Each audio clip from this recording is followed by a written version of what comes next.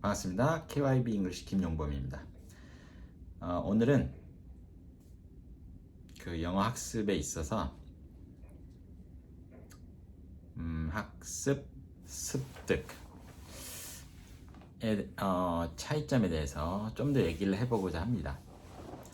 학습이나 습득이나 뭐 그걸 두 가지를 구별하는 사람도 있긴 있는데 저는 사실 학습 안에 습득의 개념이 포함되어 있다라고 생각을 하고요.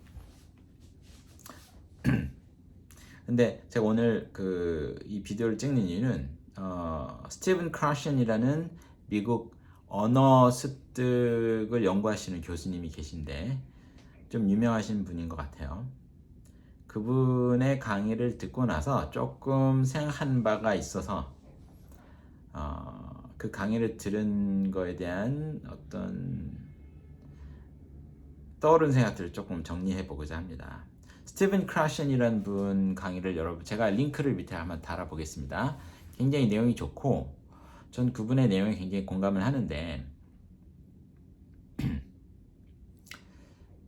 그래서 그 얘기를 좀 해보고자 합니다. 스티븐 크라션 교수님의 방법론 또는 가설, 그분이 주장하는 건 이겁니다. Comprehensible Input Hypothesis라는 주장을 하세요. 이 언어 습득에서 두 가지 캠프가 있다고 합니다. 두 가지 그 학설이 있어요. 언어 습득을 가장 잘하는 방법은 뭐냐? 두 가지인데 첫 번째가 스킬 빌딩 캠프예요. 스킬 빌딩.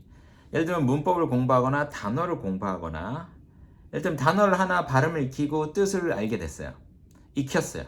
그리고 또 문법 규칙도 하나 좀 배우게 됐고 그게 하나의 스킬, 하나의 기술이 늘어나는 거예요.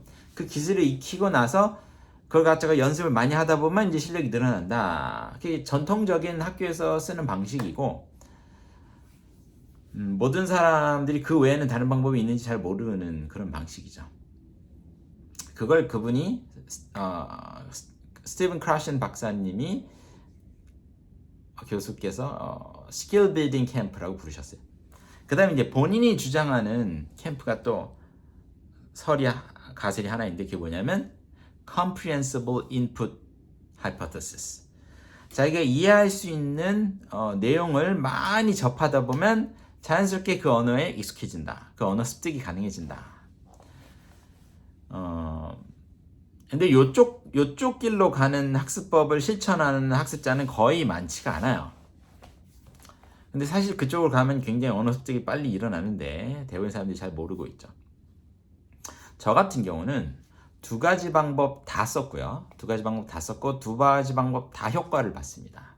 이렇게 스킬 빌딩 쪽으로 문법을 공부하고 단어를 익히고 하는 쪽으로도 굉장히 많은 발전을 이룰 수 있었고 그 다음에 몰입해서 이해할 수 있는 그 어떤 스토리나 소설책이나 이런 거를 자료로 해서 많이 읽어가면서 자연스럽게 몰입하면서 그 언어가 내 안에 스며들게 하는 요것도 굉장히 많은 시간을 투자했어요.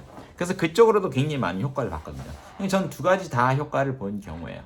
그런데 제가 이제 학생들 가르치다 보면 전통적인 방법으로 예를 들면 문법을 가르친다거나 단어 뜻을 가르쳐주고 단어 하나에 발음하는 방법을 가르쳐주고 본인이 그걸 익혀 나가면서 실력이 느는 걸 우리가 하긴 하는데 그걸 통해서 실력이 급격하게 상승되는 경우가 그렇게 많지는 않아요. 한 5% 정도가 그 방식으로 효과를 잘 보는 것 같고 대부분 사람들은 그 방식으로 효과를 빨리 보지 못합니다. 저는 그 이유가 그거라고 생각합니다. 학습이라는 기술을 몰라서 그래요. 학습이라는 기술을 통해서 실력이 빨리 늘기 위해서는 학습하는 방법을 알아야 되거든요. 근데 학습하는 방법을 잘 모르기 때문에 그쪽 방법으로 갔을 때 효과를 제대로 보지 못하는 거죠. 그래서 저는 학습하는 방법을 익히는 게 굉장히 중요하다고 생각해요. 근데 크라션 박사님께서 말씀하신 것 중에 하나는 뭐냐면 그렇게 학습을 할 줄 아는 그런 능력이 있는 학생들일 경우에는 5% 정도 되는데 그 학생들은 알아서 잘한다. 이쪽으로 가든 저쪽으로 가든 양쪽 다 성공을 할 수 있는데 대부분의 대중들은 그 학습을 통해서 익히는 요령이 없다. 그게 굉장히 힘든 루트다. 그래서 누구나 더 적용이 쉬운 요 Comprehensible Input Hypothesis 요 방향으로 가는 게 여러모로 이득이 많다. 그리고 심지어 잘하는 사람들도 다 이쪽 방법을 예외 없이 다 활용했다. 이렇게 주장을 하시거든요. 전 동의합니다. 그 말에 대해서. 그래서 저는 학습하는 방법을 익히는 게 너무 전 중요하다고 생각을 하는데 대부분 사람들이 그게 쉽지가 않기 때문에 그 학습하는 방법을 가르치기도 쉽지가 않아요. 그 깨닫기가 어렵거든요. 그래서 가장 먼저 첫 번째 시도해야 되는 거는 제가 볼 땐 크라시안 박사님의 말씀대로 자기가 흥미를 느낄 수 있는 자료들을 굉장히 많이 소비하는 방식. 이 방식을 첫 번째 방법으로 놓고 학습 방법을 정하는 게 전 좋다고 생각합니다. 예를 들면 쉬운 수준의 소설 같은 거, 옥스퍼드 출판사에서 나오는 책벌레 시리즈 같은 거 있거든요. 굉장히 영어 수준을 낮춰놨고 하지만 흥미는 꽤 있는, 그래서 그런 걸 열심히 읽으면서 실력이 늘어나게끔 하는 그런 방법을 첫 번째로 택하고 보조적으로 이제 문법을 공부한다든지 단어를 공부한다든지 하는 이런 스킬 빌딩 방법을 보조적으로 쓰면 저는 괜찮다고 봅니다. 근데 첫 번째로는 이렇게 뭔가 몰입해서 자기가 집중할 수 있는 자료를 가지고 그걸 꾸준하게 소비하는 것, 그걸 첫 번째 방법으로 삼는 게 모든 사람한테 적용이 되고 특별히 학습 능력이 뛰어난 사람들한테만 적용되는 게 아니라 대부분의 평범한 사람들이 효과를 볼 수 있는 방법이라고 생각합니다.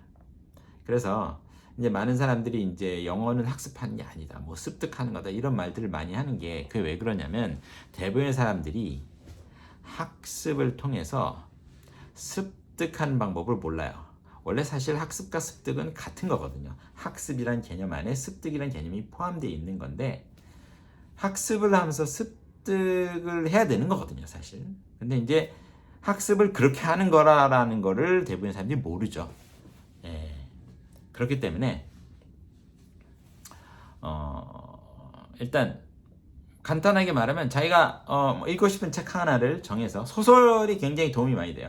넌픽션보다는 픽션 쪽이 훨씬 더 몰입이 잘 되기 때문에, 왜냐면 더 흥미로운 경우가 많기 때문에. 그래서 소설을, 자기가 마음에 드는 소설, 클래식한 쪽보다는 뭐 베스트셀러라든지 좀 흥미 위주의, 흥미가 굉장히 중요한 요소입니다. 여기서는 이 언어라는 거를, 이 영어 공부라는 걸 잊어버리고 푹 빠질 수 있는 이 내용이 핵심입니다. 그래서 한참 거기에 빠져 있을 때는 내가 지금 영어 공부하고 있냐라는 생각을 잊어버릴 수 있게끔, 실제로 영어를 공부하는 게 아니죠.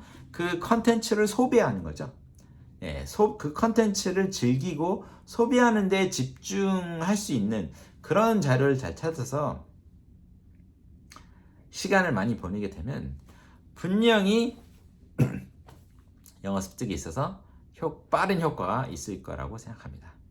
그래서 크라신 박사님의 그 강의를 듣고 조금 생각하는 바가 있어서 영상을 찍게 됐습니다.